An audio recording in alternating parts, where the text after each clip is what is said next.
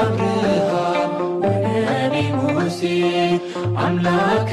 أبرهام ونبي موسى أنا استعلم قدست سلاسي تمسكنوا تمسكنوا تمسكنوا تبلا لا نسي بوداسي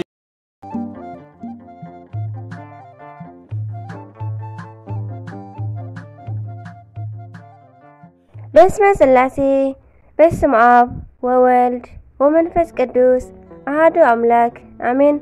سلام እግዚአብሔር አምላክ ምስክላትኩም ይሁን ትዝራ እግዚአብሔር አምላክ ከመ ይሓድርኩም አነ እግዚአብሔር ይመስገን ክብሪ ይስፋሕ መድኃኔ ዓለም አቦይ ልዑል እግዚአብሔር አምላኽና ክሰበ ሰዓት እዚኣ እትጸንሕ እስትንፋስ ዓዲሉ ብጸጋን ብጥዕናን ስለዝዓቀበናን ዘጽንሐናን ክብርን ምስጋናን አምልኮን ውዳሴን ንዘላለም ንዑ ይኹኖ ከምኡውን ነታረረተ ህሊና ቅድስተ ቅዱሳን ንጽሕተ ንጹሃን ወላዲተ አምላኽ ወላዲተ ቃል ዝኾነት ቅድስት ኪዳነ ምሕረት አደይ ቅዱስ ወዳ ብዝሃባ ክብርን ምስጋናን ውዳሴን ይብጽሕያ ከምኡውን ንኹሎም ቅዱሳና እግዚአብሔር አምላኽና ብዝሃቦም ክብሪ ብዝሃቦም ቃል ኪዳን ከከም መዓርጎም ክብርን ምስጋናን ንዘላለም ንዖም ይኹን አሜን 15 መጋቢት ናይ ዕለቱ ስንክሳር ድሰምዕ ዘንብብ ፍቅር ጎይታ ኣብ ልቡ ይዕንብብ ሓለዋን ጸሎትን ናይ ቅዱሳን ድማ ይረክብ ذكر صادق ለዓለም ይሄሉ ዝኽሪ ናይ ጻድቅ ንዓለም ይዝነብር ካብ ኩሉ ክፍእ ዘበለ ክድሕኑ ንቅዱሳን ተማሕፀኑ አሜን ወርሓዊ በዓል ህፃን ቅዱስ ቄርቆስን አዲኡ ኢየሉጣን እዩ ጸጋን በረኸትን ናይ ህፃን ቄርቆስን ናይ አዲኡ ኢየሉጣን ምስኩላትና ህዝበ ክርስቲያን ይኹን አሜን በስመ አብ ወወልድ ወመንፈስ ቅዱስ አሐዱ አምላክ አሜን መጋቢት 15 ንሰይጣን ዝሰዓረት ግብፃዊት ቅድስቲ ሳራ ዕረፍታዩ ንቅድስቲ አስጠራጦኒቃ ፈታዊኣ ዝኾነ ቅዱስ ሰለፍኮስ ብሰማዕትነት ዓረፈ ነዚ ቅዱስ ሓደ ንጉስ ሒዙ ንጎይታና ስለምእማኑ ብዙሕ አሰቃዮ ቅዱስ ሰለፍኮስ ድማ ንጎይታና ብምእማን ክሳብ መጨረሻ ጸንዐሞ እቲ ንጉስ ድማ መርዛማት አትማንን ናብ ዘለዎ ጉድጓድ ክድርበ አዘዘ ነገር ግን ጎይታና ንቅዱስ ሰለፍኮስ አድሓኖ ኣብ መጨረሻ ድማ እቲ ንጉስ ምስቃይ ኣብ ሰልቸዎ ግዜ ክሳዱ ብሰይፍ አቆረጾሞ ቅዱስ ሰለፍኮስ ድማ ናይ ሰማዕትነት አክሊል ተጎናጸፈ ረድኤት በረኸት ናይ ቅዱስ ሰለፍኮስ ይሕደረና በጸሎት ድማ መድኃኔ ዓለም ይምሓረና አሜን ቅድስቲ ሳራ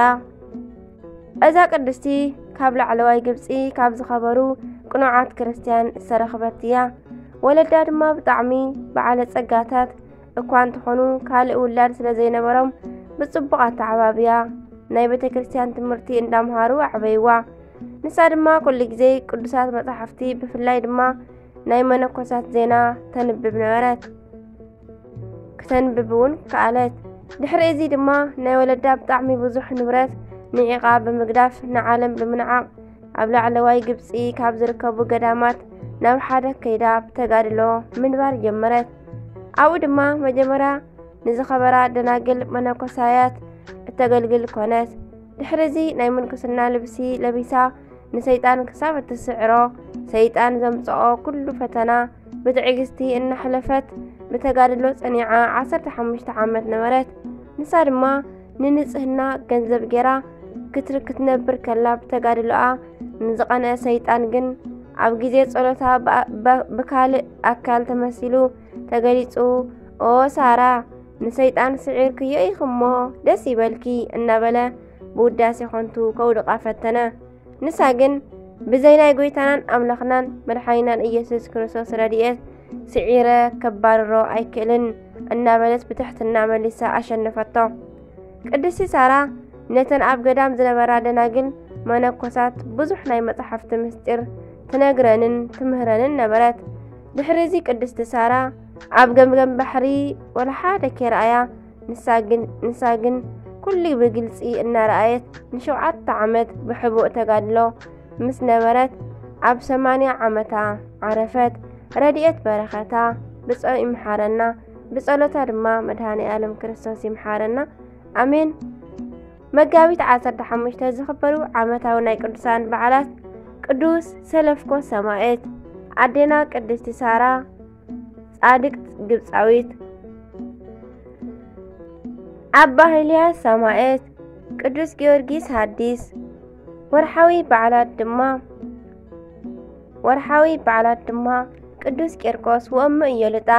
ቅዱስ ኤፍሬም ሰሪያዊ አፈ በረከት፣ ቅዱስ ሚናስ ግብጻዊ፣ ቅድስት እምባ መሪና፣ ቅድስቲ ክርስቲና። አሜን አሜን። ናይ ኩሎም ቅዱሳና ወዓመታውን ወርሓውን ተኸቢሮም ዝውዕሉ ቅዱሳና በረኻቶም ይሕደረና። ብጸሎቶም ብተራዳእነቶም ብንምዓቶም ብተጋድሎም ድማ መድኃኔ ዓለም ይቕረ ይበለልና። አሜን። ስንክሳር ልሰምዕ ዘልብብ ፍቕሪ ጎይታ ኣብ ልቡ ይዕንብብ። ሓለዋን ጸሎትን ናይ ቅዱሳን ድማ ይረክብ። ذكر ጻድቅ ለዓለም ይሄሉ ዝኽሪ ናይ ጻድቅ ንዓለም ይዝነብር። አሜን። ዝወደቐ ዝነጠበ ቃል ኮነ ዜማ ፊደል በአፈ ቅዱሳን ትጓን መላእክት ተአርመለይ። ወስብሐት ለእግዚአብሔር ወለወላዲቱ ድንግል ወለመስቀሉ ክቡር። አሜን አሜን። ለይኩን